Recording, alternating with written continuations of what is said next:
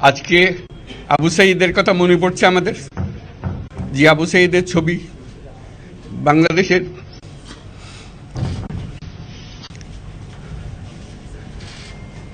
প্রতিটি মানুষের মনে গেঁথে আছে, এটা কেউ বলতে পারবে না। কি অবিশ্বাস্য একটা সাহসী যুবক, বন্দুকের সামনে দাঁড়িয়ে আছে, এবং তারপরের থেকে কোন যুবক কোন যুবতী আর হার মানে নাই, সামনে গিয়ে আছে। তোমরা থাকো, আমরা কেউ থাকবো না। স্যারের সাথে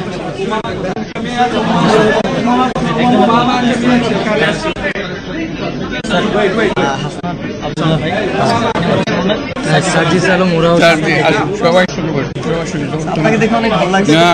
ভালো আছে, সবাই শুনুন। দেখা করে একটু চলে যাও, দেখা করে একটু বসে যাও। কি খবর? দেখা করে একটু বসে যাও। চট্টগ্রাম বিশ্ববিদ্যালয় দেখা করে একটু বসে যাও। আমরা স্যার অফিসিয়ালি আপনাকে একটু স্বাগত জানাই। এদিক দিয়ে শুনুন।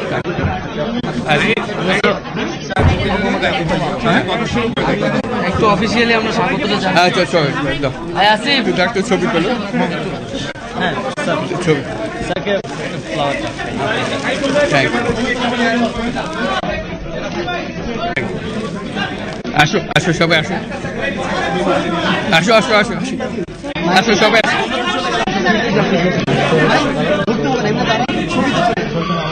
হ্যাঁ দাঁড়া, কাছে আসো, সামনে আসো, সামনে আসো, আরে সামনে সামনে। একটু ভাই সোহেল ভাইকে করবেন sir. He is still injured in the violence. ফুলটা নামায় রাখো। আচ্ছা তুমি রাখো।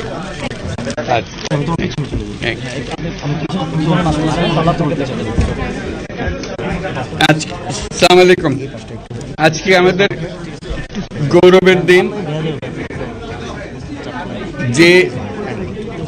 যে বিপ্লবের মাধ্যমে বাংলাদেশ আজকে নতুন বিজয় দিবস সৃষ্টি করলো, সেটাকে সামনে রেখে এবং আরো মজবুত করে আমাদেরকে সামনে এগিয়ে যেতে হবে। যারা এটা সম্ভব করেছে, যে তরুণ সমাজ, তাদের প্রতি আমি আবার সমস্ত প্রশংসা এবং কৃতজ্ঞতা জানাচ্ছি তাদেরকে। তারা আমার পাশে আছে। এরা এই দেশকে রক্ষা করেছে, এ দেশকে নতুনভাবে পুনর্জন্ম দিয়েছে, এবং এই পুনর্জন্মে যে বাংলাদেশ পেলাম, সে বাংলাদেশ যেন অত্যন্ত দ্রুত গতিতে এগিয়ে চলতে পারে, সেটাই হলো আমাদের শপথ। সেটা আমরা রক্ষা করতে চাই, এগিয়ে যেতে চাই।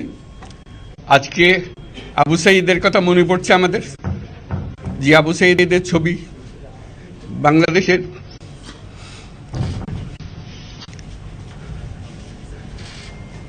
প্রতিটি মানুষের মনে গেঁথে আছে, এটা কেউ বলতে পারবে না। কি অবিশ্বাস্য একটা সাহসী যুবক, বন্দুকের সামনে দাঁড়িয়ে আছে, এবং তারপরের থেকে কোন যুবক কোন যুবতী আর হার মানে নাই, সামনে গিয়ে আছে, এবং বলছি যত গুলি মারো, মারতে পারো। শপথ আমাদের প্রতিজ্ঞা যে আমাদেরকে এটা করতে হবে, ঘরে ঘরে পৌঁছাতে হবে। মানুষ যেন জানে যে বাংলাদেশ স্বাধীন হওয়ার অর্থ হলো তার নিজের পরিবর্তন, ব্যক্তির পরিবর্তন, সুযোগের পরিবর্তন, তার ছেলে মেয়ের ভবিষ্যতের পরিবর্তন। এটা যেন প্রত্যেকে বুঝে নেয়। এবং আজকের তরুণ সমাজকে বোঝানো যে এই দেশ এটা তোমাদের হাতে, তোমরা এটাকে তোমাদের মনের মতো করে গড়ে তুলবে।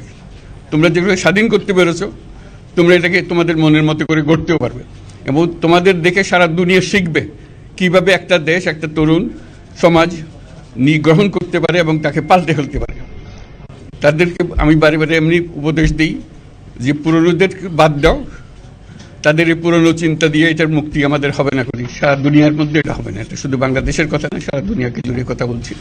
তোমাদের মধ্যে যে শক্তি আছে, যে ক্রিয়েটিভিটি আছে, সৃজনশীলতা আছে, সেই সৃজনশীলতাকেও কাজে লাগাতে হবে। এটা শুধু বই খাতাটা লেখার জিনিস না, এটাকে প্রকাশ করার জিনিস, স্থাপন করার জিনিস, সেটা করা।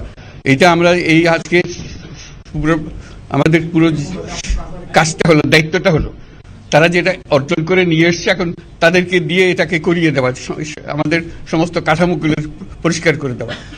সরকার বলে একটা জিনিস আছে, কিন্তু মানুষের কোনো আস্থা নেই। মানুষ মনে করে সরকার একটা দমন পীড়নের একটা যন্ত্র, যেখানে সুযোগ পায় তারা একটা কষ্ট দেওয়া, তার থেকে নিংড়ে দেওয়া, যে সকল স্তরে। এটা হলো তার থেকে কেমন ভাবে সামাল দিতে হবে, তাকে একটা ভয়ের একটা জিনিস, তাকে সামাল দিয়ে চলা, এটা হলো সরকার। এটা সরকার হতে পারে না। সরকারকে দেখে মানুষের বুক ফুলে উঠবে যে আমাকে সাহায্য করবে, আমাকে রক্ষা করবে, আমার সরকার আমার জন্য দাঁড়াবে। সরকার তার জন্য দাঁড়ায় না কোনো সময়। যে সরকার হবে সেই সরকার মানুষকে রক্ষা করবে, মানুষের আস্থাভাজন হবে। কেউ জোর করে তাকে বলার আর ভালো আছে এটা না। সে নিজে নিজে বিশ্বাস করবে, সরকারি লোক দেখলে বলছে আমার লোক, আমাকে রক্ষা করার লোক। সেই আস্থাটা আমাদেরকে ফিরিয়ে আনতে হবে মানুষের মনে।